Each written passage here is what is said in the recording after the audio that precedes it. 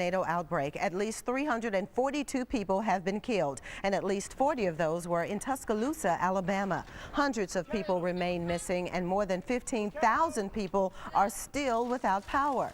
The National Weather Service now confirms the tornado that sliced through Tuscaloosa and Birmingham is what is called a high-end EF4. That means winds of nearly 200 miles an hour. Last week's deadly tornado outbreak became the deadliest natural disaster in the U.S. since Hurricane Katrina. The tornado that struck Birmingham was a long-track tornado that stayed on the ground for some 80 miles. Jeff Morrow is in Birmingham in Pleasant Grove.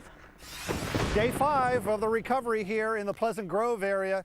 You have to remember that this is just one fairly small area. It's a very hard hit town. EF4 damage is what we're hearing, which is basically winds close to 200 miles an hour. In fact, they're saying it's high EF4 damage, and I can believe that. Some of the worst I've seen is in this general vicinity, just everything pretty much obliterated. But it's just a small area in a track that actually runs all the way down past Tuscaloosa and actually all the way over to the Mississippi and Alabama border. Again, you're looking at some of the devastation here.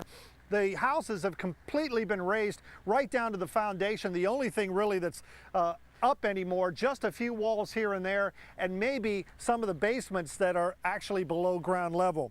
I do want to mention Governor Robert Bentley here in Alabama has declared a level 1 disaster, which basically puts this tornado disaster for his state on the same par as Katrina and 9/11 as well. So you can see how serious basically this whole disaster is. As far as the forecast here in the Birmingham area, well, we have been blessed for the last few days that it hasn't rained. But I think that's going to change as we head on through tonight. We have some rain coming into the area. It looks like it'll be only for the overnight hours and maybe into the early part of tomorrow, and then it should dry out as we head toward the weekend. Back to you. Wrangler, our only manufacturer here in town, it's destroyed. The Piggly Wiggly, our only grocery store, is destroyed.